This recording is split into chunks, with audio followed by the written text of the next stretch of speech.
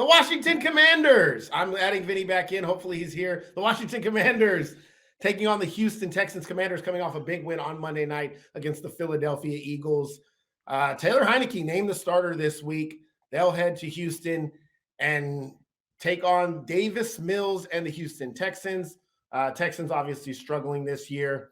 One of the worst teams in the football. Number 32 in my power rankings too, by the way. So they've been struggling all year. But it's Taylor Heinicke season. I don't know why that does it every time. It's Taylor Heinicke season for the Washington Commanders. AJ, they announced that this week. Ron Rivera said they're going with Heinicke instead of Carson Wentz. I want to ask, because I think this is a big topic of conversation that I've been preaching.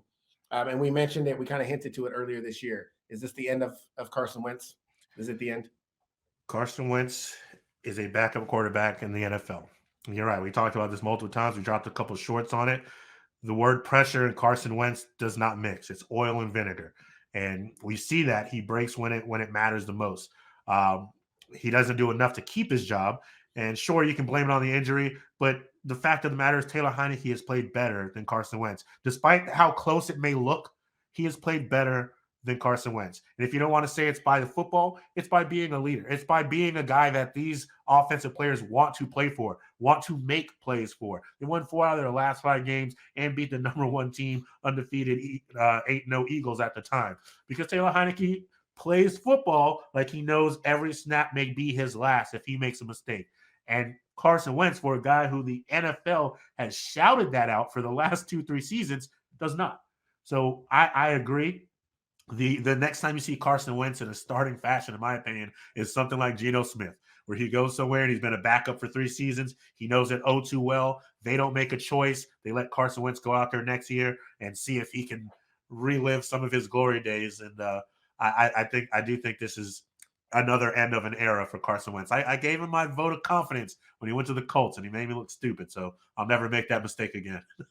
I think it's important to know, you mentioned the leadership kind of Taylor Heinicke, and I don't think people really understand, especially at the quarterback position, what that means. I heard Colin Cowherd going on there talking about, people love Taylor Heinicke because it's a feel-good story and they hate Carson Wentz. That's really why they like Taylor Heinicke. And I'm like, no. The reason you can respect a Taylor Heinicke is because you listen to his teammates.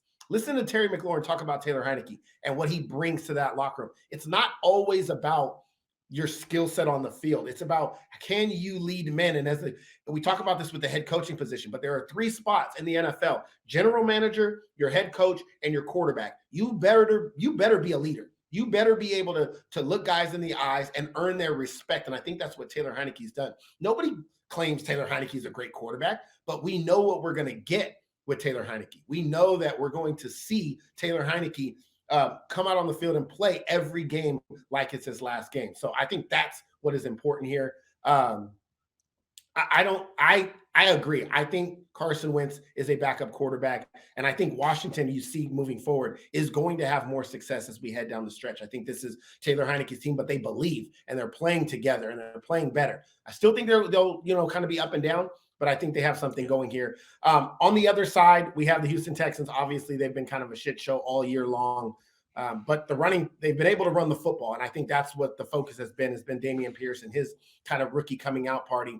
But I want to talk about Davis Mills, because again, another quarterback that many thought could be the guy. We're still questioning, is he the guy? It looks like he's taken a step back this year from what he did last year. Where do you have kind of Davis Mills on your scale of starter versus, hey, they should be looking to move forward with somebody else? Yeah, I do think they should be looking to move forward, or at the very least bring somebody in to give them that competition, because I think that's when Davis Mills was at his best. It's kind of the same thing we're talking about with Taylor Heinicke, when there was a reason to make sure you play every single snap. And I'm not saying he's like, oh, I got the starting position, I can just chill now, but you don't have that sense of urgency. And so now he's focused, this is my team, I'm supposed to lead it, and you can't make plays. But at the same time, there's stuff going on with your starting wide receiver and Brandon Cooks, Nico Collins in and out and hurt all the time. There's been things against his favor, but as a young quarterback, that's the type of adversity you're expected to face on a team that is expected to go not very far. And that's been the case. So I do think they should bring somebody in, whether it be a veteran or whether you draft, and make him earn to keep his starting position. But I'd also think he's a serviceable guy to have in your locker room and to have on your roster. And the last thing, I just want to talk about this team as a whole. Like, yeah, they're 1-7-1, but let's not forget they've done some things to head in the right direction.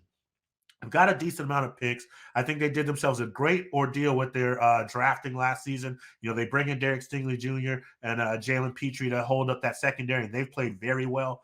You got Charles Cross on that offensive line. You got a great running back in Damian Pierce. You can go into this draft coming up. You can find yourself an offensive line. You can find yourself some playmakers on the outside. You can keep heading in the direction. We talked about this with the Jags, me and you, last year, about how, sure, they weren't a good team right now, but you can see the pieces on their roster that are heading them in the right direction. If they keep drafting the way they just did this past season, I'm not saying they're going to be in the playoff race or in the thick of it next year, but you will continue to see improvement from this Houston Texans squad. So, just hold on a little bit longer, and we'll see what they can do in the next 3 or 4 years. Oh, and then I have Washington winning 23-20. I was all hyped up in me. I wasn't really looking at the notes. I do think the Commanders have enough to beat this team. It's just going to be a one-pronged attack of the rush of Damian Pierce.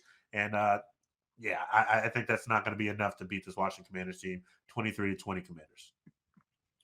Yeah, for me, I agree. It's not Charles Cross, by the way. It's Kenyon Green. Charles Cross is on the Seahawks. Thank you. But I That's do what agree. I wanted to I happen. think I agree with everything you said about the Houston Texans. I think this is a team that's on the rise, but they still have a lot of work to do. I think Washington's hot right now. I like the Taylor Heineke story. I'm not going to lie. I do. I like the Taylor Heineke story. Give me some Washington in this game. I have Washington winning 20-17. I think it's close. This is what Houston's been doing all year. Washington gets a late field goal and perhaps, pulls away with the win here, and they continue to build that NFC East that we have now talked about as maybe a team that is going to be, or maybe a division that's going to be 4 teams in the playoffs. We'll kind of see how that plays out. But we both have Washington. Vinny also has Washington in this one, 23-18. I don't want to put up the graphic because it makes things harder as he's trying to get back in the show eventually. But it's clean sweep for Washington again.